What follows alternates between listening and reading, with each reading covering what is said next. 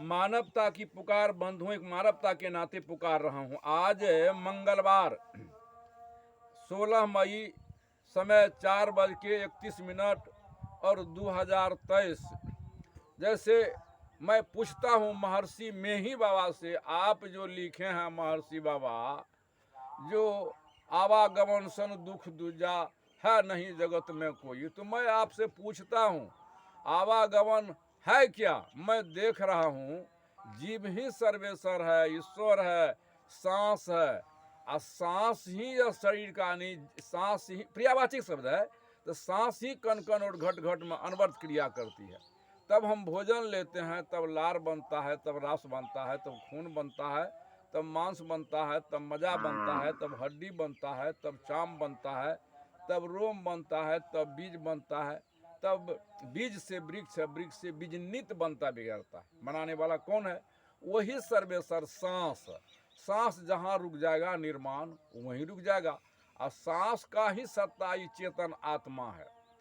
तो मैं आपसे विनय करता हूँ, तो इस जीव ही शरीर निर्माण करता है, जैसे बीज से वृक्ष, वृक्ष से बीज नित बनता है, तो सांस को सांस कहेंगे, और सांस का ही सत्ता ही चेतन होता है, तो चेतन को चेतन कहेंगे। जैसे तेल का शक्ति लौ होता है, तो लौ को लौ कहेंगे और तेल को तेल कहेंगे।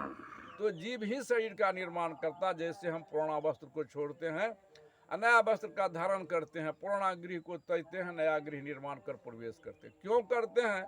तो पुराना शरीर माता पिता का देह जर्जर बूढ़ा हो जाता है, और नया शरीर बाल बच्चे का देह कारगर हो जाता है। तो कारगर शरीर से जर्जर शरीर का सेवा कौन करता है? पुत्र आत्मा।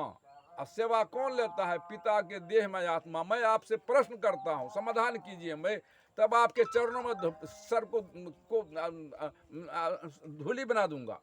तो आत्मा है तब पिता सेवा लेगा पिता के देह में, और पुत्र के देह में आत्मा है तब वो सेवा करेगा। तो आत्मा ही तो कहीं माता है, आत्मा ही तो कहीं पिता है, आत्मा ही कहीं भाई है, आत्मा ही कहीं बहन है, आत्मा ही कहीं गुरु है, आत्मा ही कहीं चेला है। प्रत्यक्ष नहीं देखते हैं।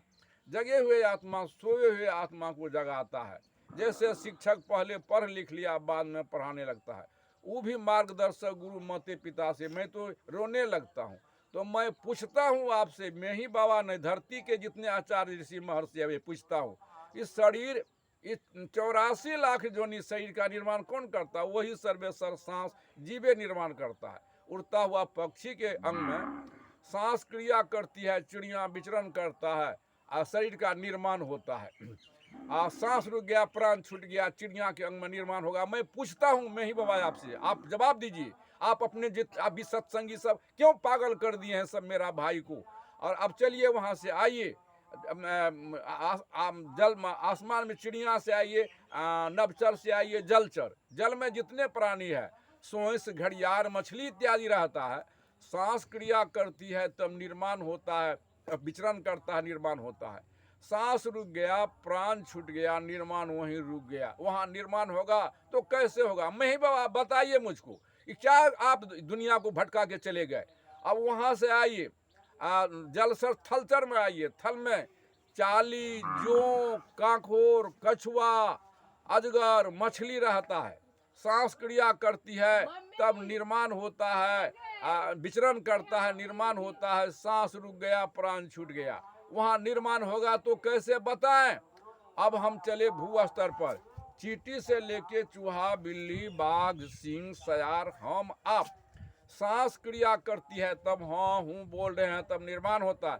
सांस रुक गया, प्राण छूट गया, निर्माण वहीं रुक गया। वहाँ निर्माण होगा तो कैसे? मैं पूछता हूँ बार बार आपसे, बताइए।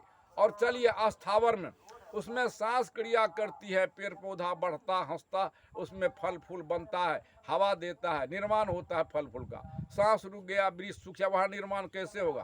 तो शरीर निर्माण करने वाला जीव ही है। तो मैं चुनौती करता हूँ मैं ही बाबा, अगर बताते हैं तो ठीक है, नहीं तो आप गुमराह क्यों कर रहे हैं, मेरा प्रश्न है।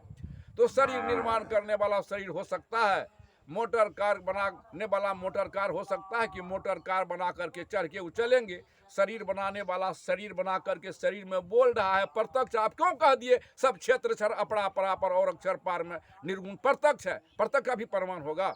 अब कहिए रोटी बनाने वाली बहन कभी रोटी बन सकती है? कुम्हार भाई मिट्टी का बर्तन बनाता भी हवा में घुस सकता है, घुसेगा तो कैसे बताइए। तो मैं विनय करता हूँ, आप बताइए कि हमारा पूर्वज कहाँ गया है, आपका पूर्वज कहाँ गया। अगर आप बता देंगे तो मैं आपकी चरणों में धूली हो जाऊंगा। नहीं तो आपने ऐसा क्यों कर दिया, समाज को क्यों भटकाया। जीव कहीं जाता है तो अखंड नहीं ठहरता है, तब अजर नहीं ठहर सर्वेसर है, तो वहाँ तो है ही है, वहाँ दूसरा कैसे घुसेगा। मैं इन्हीं शब्दों में आपके चरणों में फिर नमन बंदगी करता हूँ, समाधान कीजिए तो मैं आपका पूजा करूंगा, नहीं तो आपका विरोध करूंगा।